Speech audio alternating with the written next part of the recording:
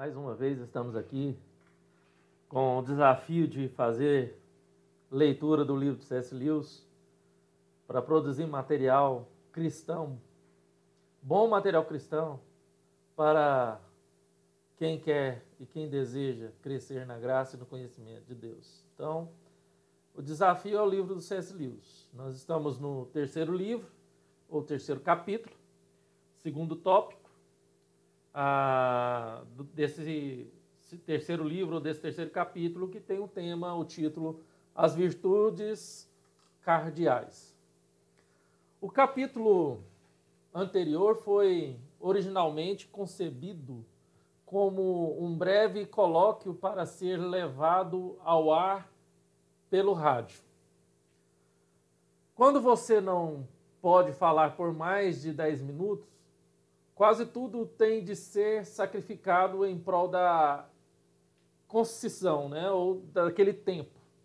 Uma das principais razões pelas quais dividi a moral em 3 partes, como a imagem dos navios em comboio, foi que me pareceu ser esse o caminho mais curto para dizer o que tinha de dizer. Agora, gostaria de dar uma ideia de outro esquema, no qual o assunto foi dividido por escritores antigos. Um esquema que, embora fosse longo demais para aquele colóquio, para aquela colocação no programa da rádio, agora é um momento propício e excelente. De acordo com esse esquema mais longo, existem 7 virtudes.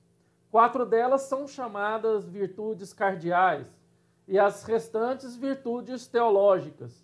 As cardeais são as que toda pessoa civilizada reconhece, já que as teológicas, em geral, só os cristãos conhecem. Tratarei das teológicas mais adiante. Por enquanto, ocupar-me-ei das 4 virtudes cardeais. A palavra cardeal não tem nenhuma relação com os cardeais da Igreja Romana. E derivada da palavra latina, que significa gonzo da porta, são chamadas virtudes cardeais, porque são, poderíamos dizer, virtudes fundamentais. São elas: a prudência, a temperança, a justiça e a fortaleza. A prudência significa a sabedoria prática, parar para pensar nos nossos atos e em suas consequências. Nos dias de hoje, a maioria das pessoas não considera a prudência uma virtude. Inclusive, como Cristo disse que só entrariam em seu reino os que fossem como crianças. Muitos cristãos pensam que podem ser tolos, desde que sejam bonzinhos. É um erro. Em primeiro lugar, muitas crianças demonstram ter bastante prudência quando fazem coisas que são do seu interesse e conseguem pensar a respeito dessas coisas com bastante sensatez. Em segundo lugar, como esclarece o apóstolo Paulo, Cristo nunca quis que fôssemos como crianças na inteligência. Muito pelo contrário. Ele nos exortou a ser não apenas simples como as pombas, mas também prudentes como as serpentes. Quer de nós um coração de criança, mas uma cabeça de adulto.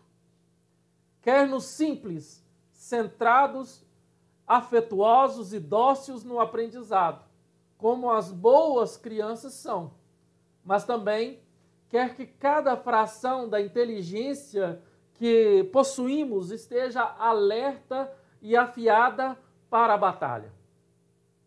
O fato de você dar dinheiro para uma obra de caridade não quer dizer que não deva tentar saber se a instituição de caridade é fraudulenta ou não. O fato de você pensar em Deus, por exemplo, quando ora, não significa que deva contentar-se com as crenças infantis que alimentava a você aos 5 anos de idade. É verdade que Deus não deixará de amar ninguém e nem deixará de utilizar uma pessoa como seu instrumento por ter nascido com um cérebro de segunda classe, se assim eu posso dizer. Ele tem um coração grande o suficiente para abrigar pessoas de pouco senso, mas quer que cada um de nós use o senso que lhe coube.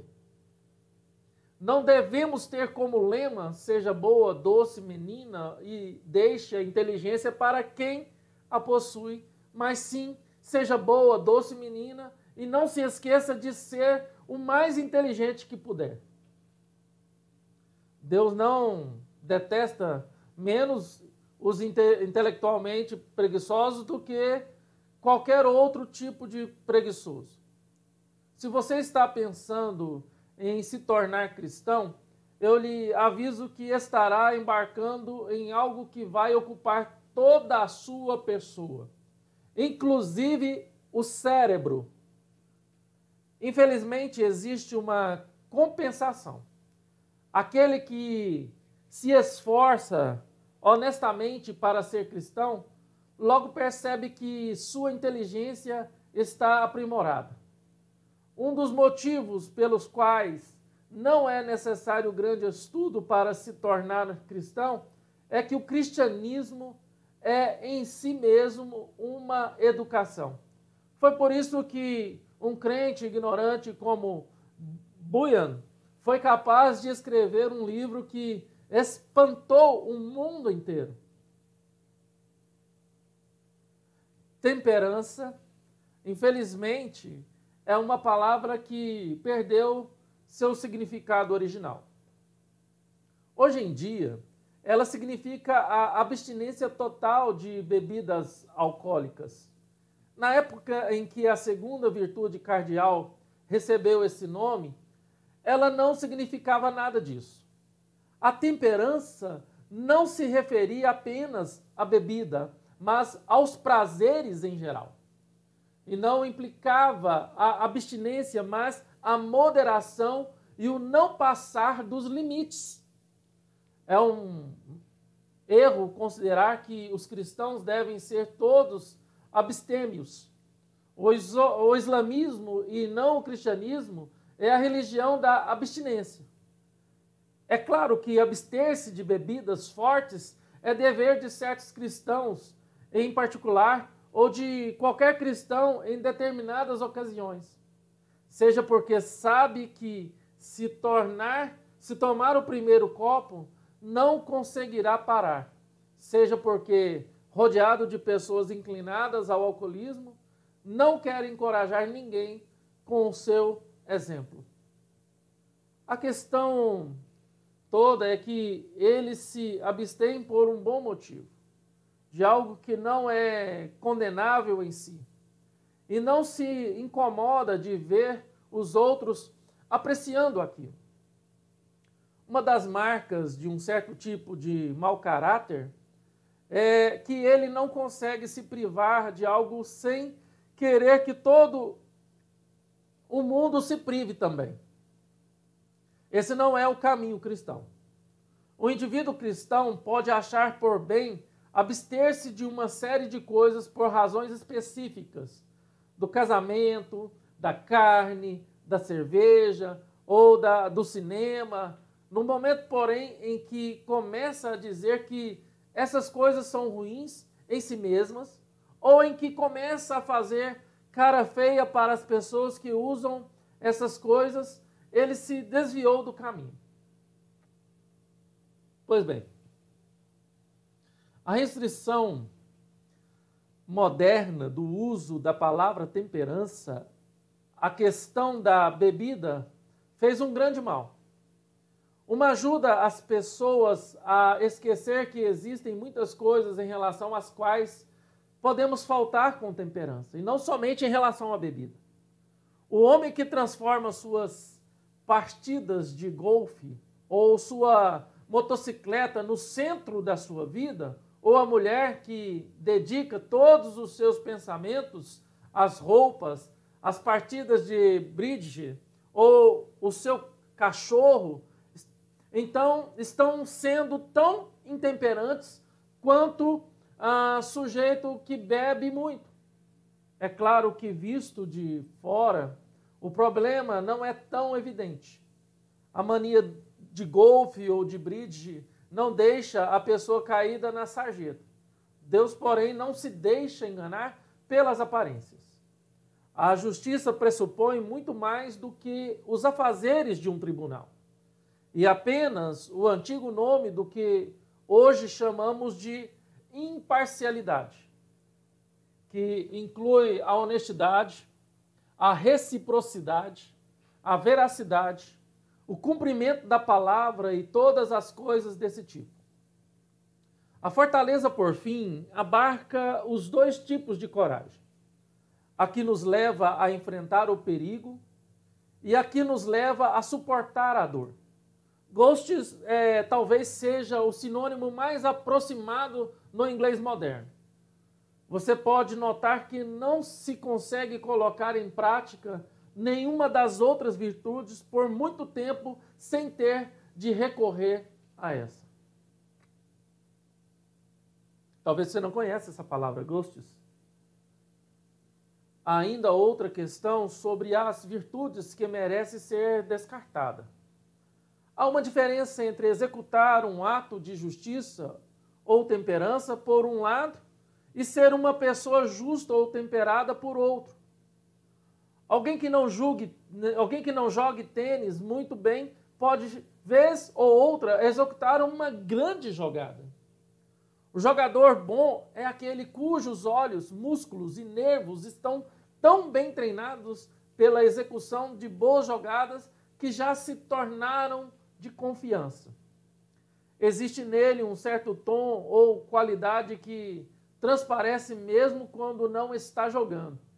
Da mesma forma que a mente de um matemático possui certos hábitos e atitudes que não podem deixar de ser notados mesmo quando ele não está empenhado em fazer matemática.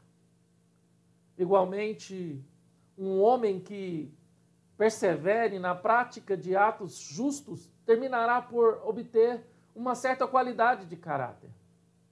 O que chamamos de virtude é essa qualidade e não as ações isoladas.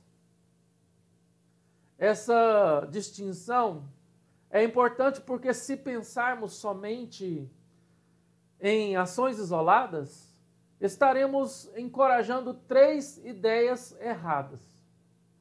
Primeiro, podemos pensar que, já que fizemos uma coisa certa, não importa como ou por que motivo a fizemos, se espontaneamente ou não, de mau humor ou com alegria, por medo da opinião pública ou por amor ao bem. A verdade é que as ações corretas, praticadas pelas razões erradas, não nos ajudam a construir a qualidade interna ou caráter chamado virtude. E essa qualidade ou caráter que realmente interessa.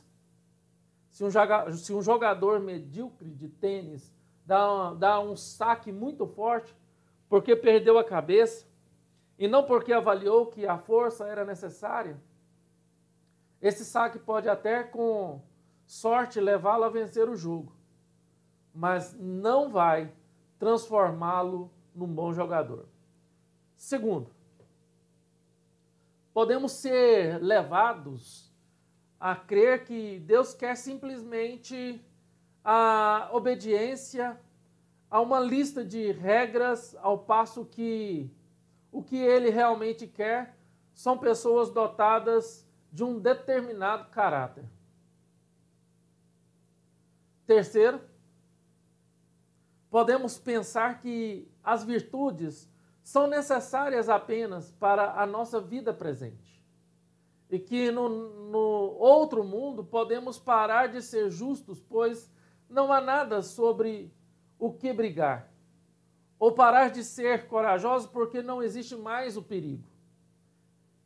É verdade que provavelmente não haverá ocasião para praticar a justiça ou a coragem na outra vida, mas haverá uma abundância de ocasiões para sermos o tipo de pessoa que nos tornamos ao praticar esses atos aqui. A questão não é que Deus vá negar nossa entrada na vida eterna se não tivermos certas qualidades de caráter, mas que se as pessoas não tiverem pelo menos os rudimentos dessa qualidade dentro de si, nenhuma condição exterior poderá ser um paraíso para elas. Em outras palavras, nenhuma condição exterior poderá dar-lhes forte, profunda e inabalável alegria que Deus tensionou para cada um de nós. Pois bem, terminamos a parte da leitura de hoje e que nós venhamos, então, pensar, refletir no que foi lido. Então, lembrei muito daquela frase: o que fazemos nesta vida ecoa pela eternidade.